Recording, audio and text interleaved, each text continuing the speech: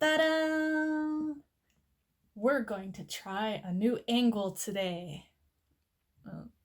No, literally, I'm just having moved you to a different spot. But anyway, I want to thank my friends and family for sharing my last video and enjoying my last video. At least I think you enjoyed my last video. I have no idea, but thank you anyway.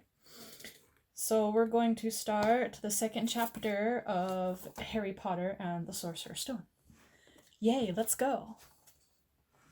Chapter 2, The Vanishing Glass. Nearly 10 years had passed since the Dursleys had woken up to find their nephew on the front step. But Privet Drive had hardly changed at all. The sun rose on the same tidy front gardens and lit up the brass number 4 on the Dursleys' front door. It crept into their living room, which was almost exactly the same as it had been on the night when Mr. Dursley had seen that fateful news report about the owls. Only the photographs on the mantelpiece really showed how much time had passed. 10 years ago, there had been lots of pictures of what looked like a large pink beach ball, wearing different colored bonnets. But Dudley Dursley was no longer a baby. And now the photographs showed a large blond boy riding his first motorcycle on a carousel at the fair, playing a computer game with his father, being hugged and kissed by his mother. The room held no sign at all that another boy lived in the house too. Yet Harry Potter was still there, asleep at the moment, but not for long. His Aunt Petunia was awake, and it was her shrill voice that made the first noise of the day. Up! Get up! Now! Harry woke with a start. His aunt rapped on the door again. Up! She screeched. Harry heard her walking toward the kitchen, and then the sound of the frying pan being put on the stove. He rolled onto his back and tried to remember the dream he had been having. It had been a good one. There had been a flying motorcycle in it. He had a funny feeling he'd had the same dream before. His aunt was back outside the door. Are you up yet? She demanded. Nearly, said Harry. Well, get a move on. I want you to look after the bacon, and don't you dare let it burn. I want everything perfect on Duddy's birthday. Harry groaned. What did you say? His aunt snapped through the door. Nothing. Dudley's birthday. How could he have forgotten? Harry got slowly out of bed and started looking for socks. He found a pair under his bed, and after pulling a spider off one of them, he put them on. Harry was used to spiders, because the cupboard under the stairs was full of them. And that was where he slept.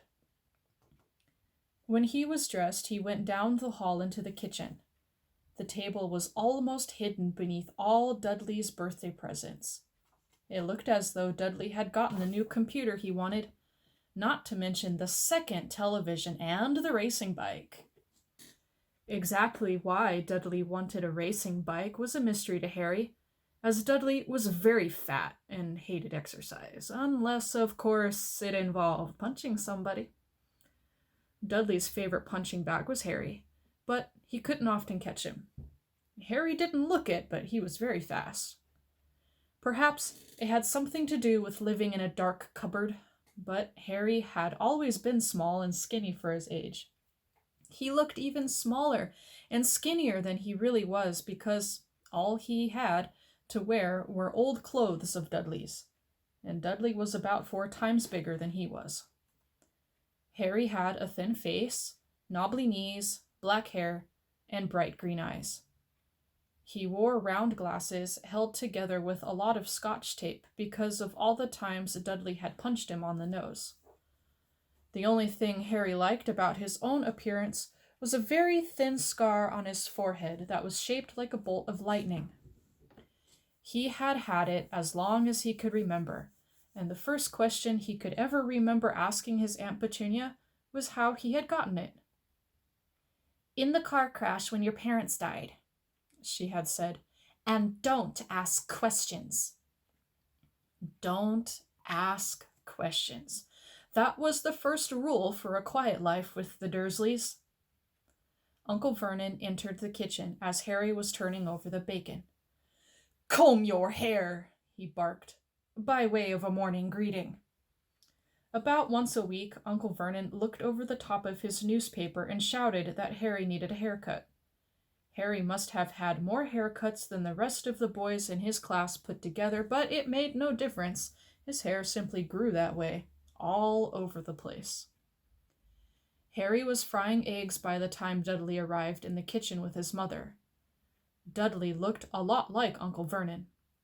He had a large pink face, not much neck, small, watery blue eyes, and thick blonde hair that lay smoothly on his thick, fat head.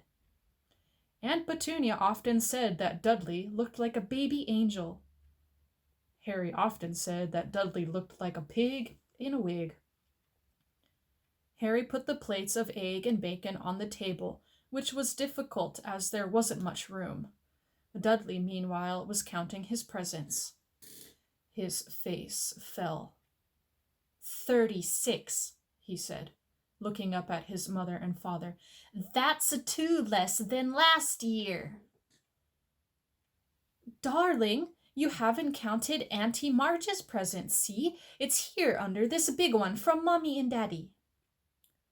"All right, 37 then," said Dudley, going red in the face. Harry, who could see a huge Dudley tantrum coming on, began wolfing down his bacon as fast as possible in case Dudley turned the table over. Aunt Petunia obviously scented danger too, because she said quickly, "And we'll buy you another 2 presents while we're out today. How's that, Popkin? 2 more presents. Is that all right?" Dudley thought for a moment. It looked like hard work. Finally, he said slowly, "So I'll have 39, sweetums," said Aunt Petunia. "Oh."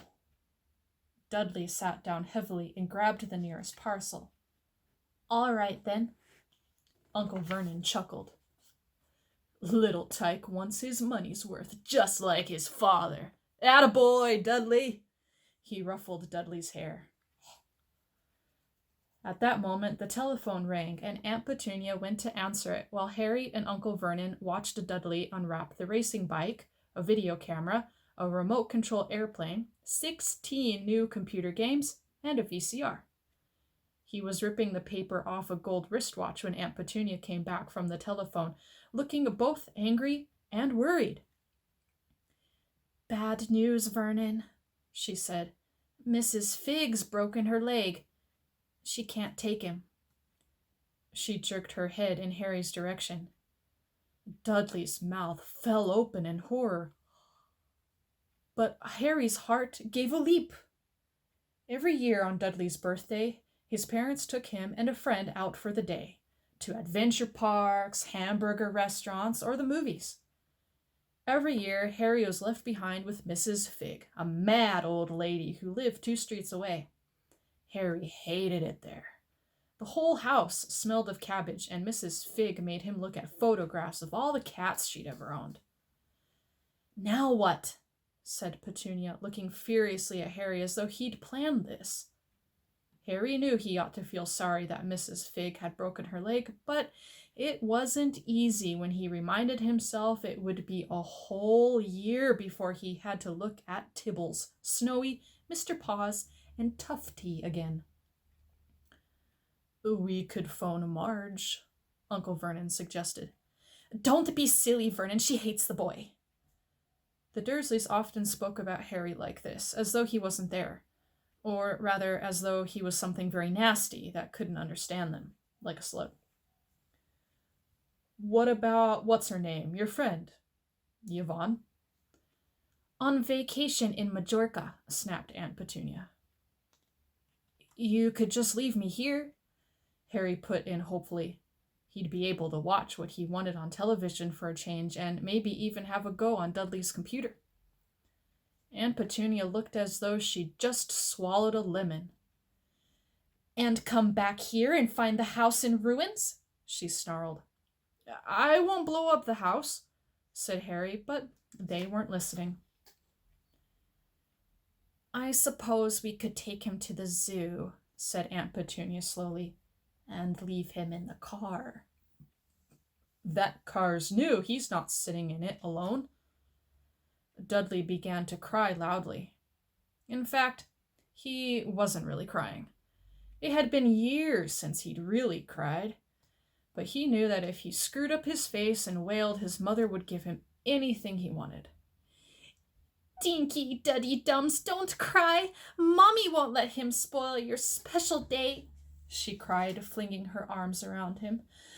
I don't want him to come, Dudley yelled between huge pretend sobs. He always spoils everything. He shot Harry a nasty grin through the gap in his mother's arms. Just then the doorbell rang. Oh, good Lord, they're here, said Aunt Petunia frantically. And a moment later, Dudley's best friend, Piers Polkiss, walked in with his mother. Piers was a scrawny boy with a face like a rat. He was usually the one who held people's arms behind their backs while Dudley hit them. Dudley stopped pretending to cry at once. Half an hour later, Harry, who couldn't believe his luck, was sitting in the back of the Dursleys' car with Piers and Dudley on the way to the zoo for the very first time in his life. His aunt and uncle hadn't been able to think of anything else to do with him, but before they'd left, Uncle Vernon had taken Harry aside. "I'm warning you," he said, putting his large purple face right up close to Harry's. "I'm warning you now, boy. Any funny business, anything at all, and you'll be in that cupboard from now until Christmas." "I'm not going to do anything," said Harry, "honestly." But Uncle Vernon didn't believe him. No one ever did. The problem was, strange things often happened around Harry, and it was just no good telling the Dursleys he didn't make them happen. Once, Aunt Petunia, tired of Harry coming back from the barber's looking as though he hadn't been at all, had taken a pair of kitchen scissors and cut his hair so short he was almost bald, except for his bangs, which she left to hide that horrible scar. Dudley had laughed himself silly at Harry, who spent a sleepless night imagining school the next day, where he was already laughed at for his baggy clothes and taped glasses. Next morning, however, he had gotten up to find his hair exactly as it had been before Aunt Petunia had sheared it off. He had been given a week in his cupboard for this, even though he had tried to explain that he couldn't explain how it had grown back so quickly. Another time, Aunt Petunia had been trying to force him into a revolting old sweater of Dudley's, brown with orange puffballs. The harder she tried to pull it over his head, the smaller it seemed to become, until finally it might have fitted a hand puppet, but certainly wouldn't fit Harry. Aunt Petunia had decided it must have shrunk in the wash, and to his great relief, Harry wasn't punished. On the other hand, he'd gotten into terrible trouble for being found on the roof of the school kitchens. Dudley's gang had been chasing him as usual when, as much to Harry's surprise as anyone else's, there he was, sitting on the chimney. The Dursleys had received a very angry letter from Harry's headmistress, telling them Harry had been climbing school buildings. But all he'd tried to do, as he shouted at Uncle Vernon through the locked door of his cupboard, was to jump behind the big trash cans outside the kitchen doors. Harry supposed that the wind must have caught him in mid-jump. But today, nothing was going to go wrong. It was even worth being with Dudley and Piers to be spending the day somewhere that wasn't school, his cupboard, or Mrs. Fig's cabbage-smelling living room. While he drove, Uncle Vernon complained to Aunt Petunia. He liked to complain about things. People at work, Harry, the council, Harry, the bank, and Harry were just a few of his favorite subjects. This morning, it was motorcycles. "Roaring along like maniacs, the young hoodlums," he said as a motorcycle overtook them. "I had a dream about a motorcycle," said Harry, remembering suddenly. "It was flying." Uncle Vernon nearly crashed into the car in front of him. He turned right around in his seat and yelled at Harry, his face like a gigantic beet with a mustache. "Motorcycles don't fly!" Dudley and Piers sniggered. "I know they don't," said Harry. "It was only a dream." But he wished he hadn't said anything. If there was one thing the Dursleys hated even more than his asking questions, it was his talking about anything acting in a way it shouldn't, no matter if it was in a dream or even a cartoon. They seemed to think he might get dangerous ideas. It was a very sunny Saturday, and the zoo was crowded with families. The Dursleys bought Dudley and Piers large chocolate ice creams at the entrance, and then, because the smiling lady in the van had asked Harry what he wanted before they could hurry him away, they bought him a cheap lemon ice pop. It wasn't bad either, Harry thought, licking it as they watched a gorilla scratching its head, who looked remarkably like Dudley, except that it wasn't blonde. Harry had the best morning he'd had in a long time. He was careful to walk a little way apart from the Dursleys so that Dudley and Piers, who were starting to get bored with the animals by lunchtime, wouldn't fall back on their favorite hobby of hitting him. They ate in the zoo restaurant, and when Dudley had a tantrum because his Knickerbocker glory didn't have enough ice cream on top, Uncle Vernon bought him another one, and Harry was allowed to finish the first. Harry felt afterward that he should have known it was all too good to last. After lunch, they went to the reptile house. It was cool and dark in there, with lit windows all along the walls. Behind the glass, all sorts of lizards and snakes were crawling and slithering over bits of wood and stone. Dudley and Piers wanted to see huge, poisonous cobras and thick, man-crushing pythons. Dudley quickly found the largest snake in the place. It could have wrapped its body twice around Uncle Vernon's car and crushed it into a trash can. But at the moment, it didn't look in the mood. In fact, it was asleep. Dudley stood with his nose pressed against the glass, staring at the glistening brown coils. "Make it move," he whined at his father. Uncle Vernon tapped on the glass, but the snake didn't budge. "Do it again," Dudley ordered. Uncle Vernon rapped the glass smartly with his knuckles, but the snake just snoozed on. "This is boring," Dudley moaned. He shuffled away. Harry moved in front of the tank and looked intently at the snake. He wouldn't have been surprised if it had died of boredom itself. No company except stupid people drumming their fingers on the glass trying to disturb it all day long. It was worse than having a cupboard as a bedroom, where the only visitor was Aunt Petunia hammering on the door to wake you up. At least he got to visit the rest of the house. The snake suddenly opened its beady eyes. Slowly, very slowly, it raised its head until its eyes were on a level with Harry's. It winked. Harry stared. Then he looked quickly around to see if anyone was watching. They weren't.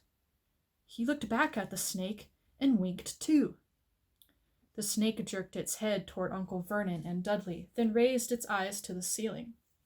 It gave Harry a look that said quite plainly, "I get that all the time." "I know," Harry murmured through the glass, though he wasn't sure the snake could hear him. It must be really annoying. The snake nodded vigorously.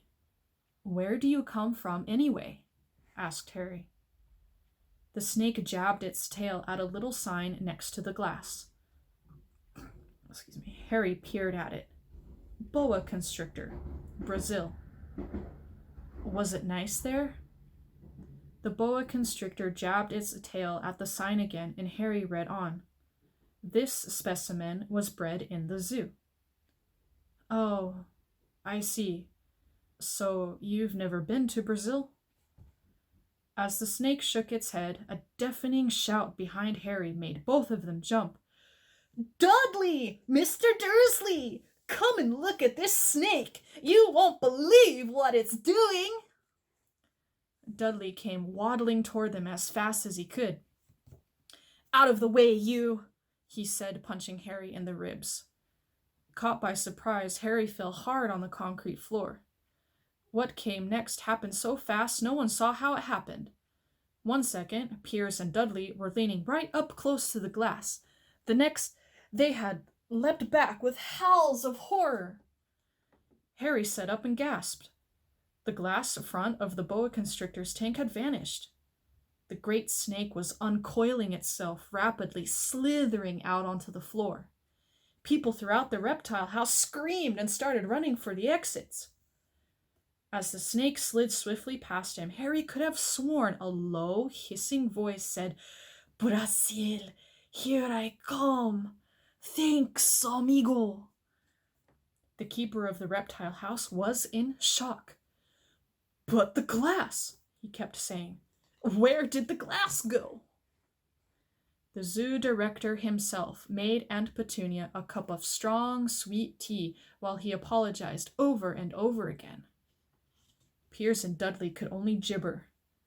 As far as Harry had seen, the snake hadn't done anything except snap playfully at their heels as it passed. But by the time they were all back in Uncle Vernon's car, Dudley was telling them how it had nearly bitten off his leg while Piers was swearing it had tried to squeeze him to death. But worst of all, for Harry at least, was Piers calming down enough to say, Harry was talking to it, weren't you, Harry? Uncle Vernon waited until Piers was safely out of the house before starting on Harry. He was so angry he could hardly speak. He managed to say, Go! Cupboard! Stay! No meals! Before he collapsed into a chair, and Aunt Petunia had to run and get him a large brandy. Harry lay in his dark cupboard much later, wishing he had a watch. He didn't know what time it was, and he couldn't be sure the Dursleys were asleep yet. Until they were, he couldn't risk sneaking to the kitchen for some food. He'd lived with the Dursleys almost 10 years. 10 miserable years. As long as he could remember, ever since he'd been a baby and his parents had died in that car crash. He couldn't remember being in the car when his parents had died. Sometimes, when he strained his memory during long hours in his cupboard, he came up with a strange vision. A blinding flash of green light and a burning pain in his forehead. This, he supposed, was the crash, though he couldn't imagine where all the green light came from. He couldn't remember his parents at all. His aunt and uncle never spoke about them, and of course he was forbidden to ask questions. There were no photographs of them in the house. When he had been younger, Harry had dreamed and dreamed of some unknown relation coming to take him away. But it had never happened. The Dursleys were his only family. Yet sometimes he thought, or maybe hoped, that strangers in the street seemed to know him. Very strange strangers they were, too. A tiny man in a violet top hat had bowed to him once while out shopping with Aunt Petunia and Dudley. After asking Harry furiously if he knew the man, Aunt Petunia had rushed them out of the shop without buying anything. A wild-looking old woman dressed all in green had waved merrily at him once on the bus.